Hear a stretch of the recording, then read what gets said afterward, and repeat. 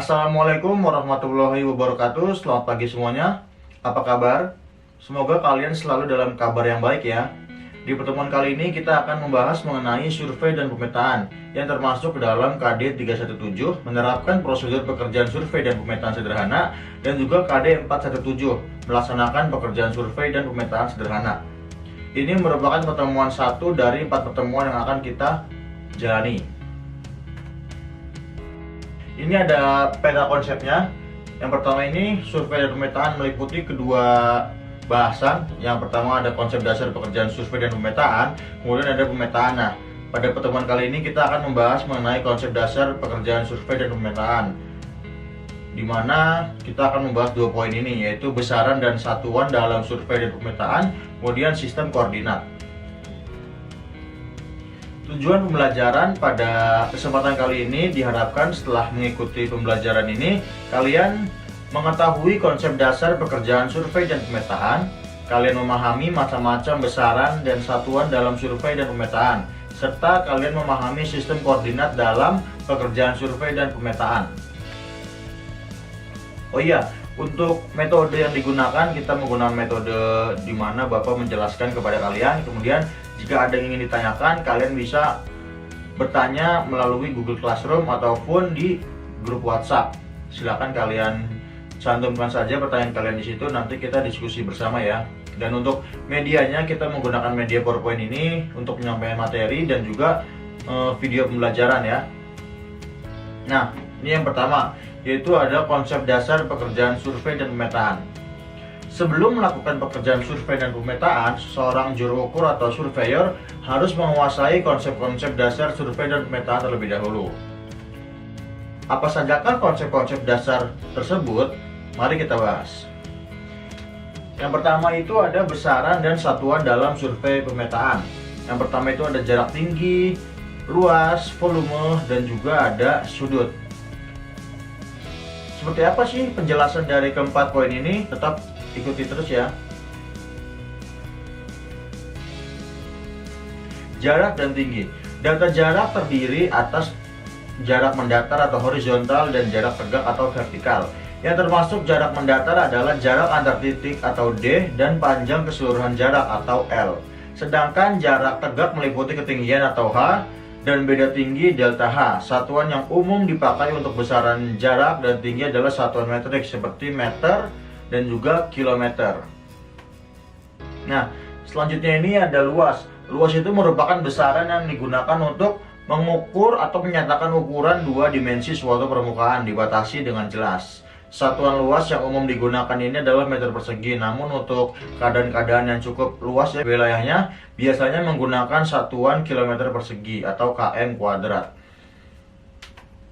Selanjutnya ini ada volume. Nah, volume ini merupakan perhitungan seberapa banyak ruang yang bisa ditempati dalam suatu objek. Biasa digunakan untuk menghitung besarnya galian dan timbunan. Satuan yang dipakai yaitu meter kubik atau meter pangkat 3. Kemudian selanjutnya ini ada sudut. Nah, sudut ini adalah daerah yang dibentuk oleh pertemuan antara dua buah sinar atau dua buah garis lurus. Jadi sudut itu ada sudut 60 derajat, sudut 90 derajat, sudut 45 derajat, dan sebagainya. Dan sudut-sudut ini dibagi menjadi 3 lagi ya. Yang pertama itu ada seksagesimal. Nah, pada sistem ini lingkaran dibagi menjadi 360 derajat, bagian yang sama di mana 1 derajat nilainya sama dengan 60 menit dan 1 menit nilainya sama dengan 60 detik. Kemudian ada sentisimal. Nah, besaran sentisimal direpresentasikan melalui satuan grid atau centigrade dan juga centigrade, di mana satuan 1 grid itu senilai 100 centigrade, 1 centigrade senilai 100 centigrade, dan juga 1 grid berarti senilai 10.000 centigrade. Untuk lebih jelas seperti apa, kalian tinggal kalkulasikan saja. Misalkan 1 grid itu kan 100 centigrade, berarti kalau 5 grid itu 500 centigrade, dan seterusnya. Dan selanjutnya ini ada radian. Radian dinyatakan dalam sudut panjang busur lingkaran, di mana 1 rad atau radian adalah besaran sudut-sudut lingkaran yang mempunyai busur sama dengan jari-jari lingkaran. Dikarenakan besar keliling lingkaran adalah 2 pi r, maka besar sudut radian lingkaran tersebut adalah 2 pi radian. Selanjutnya ada sistem koordinat. Nah, sistem koordinat ini digunakan untuk menggambarkan posisi titik-titik permukaan yang telah dilakukan pengukuran. Nah, berbicara mengenai pengukuran, pada pertemuan pertama ya, kita sudah membahas mengenai pengukuran-pengukuran yang ada pada teknik pengukuran tanah. Apa aja? Apa kalian masih ingat?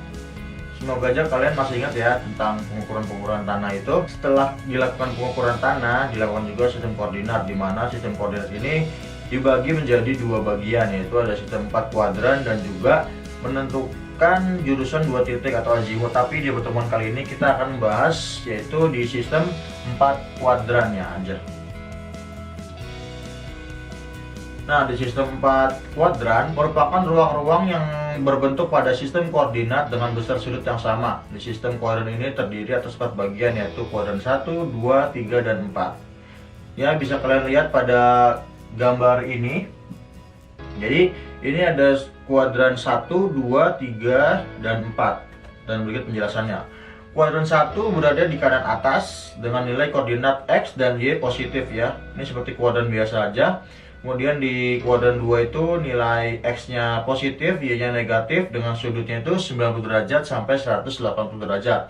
Untuk kuadran 3 berada di kiri bawah dengan nilai X-nya negatif dan Y-nya negatif juga dengan sudut 180 derajat sampai 270 derajat. Dan untuk kuadran 4 berada di Y positif dan X negatif dan sudutnya itu 180 derajat sampai 360 derajat. Jadi seperti ini ya sistem 4 kuadran, dan juga kalian harus benar-benar paham lah tentang sistem 4 kuadran ini.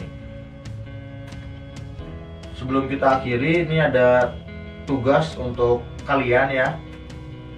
Jadi ada 2 soal yang harus kalian kerjakan. Pertama, sebutkan besaran dan satuannya masing-masing dalam pengukuran tanah. Kemudian, apakah yang Anda ketahui tentang aturan 4 kuadran? Jelaskan. Jadi tadi kita sudah bahas ya, bisa kalian kerjakan aja di buku, kemudian upload di Google Classroom. Nanti akan Bapak sediakan tugasnya.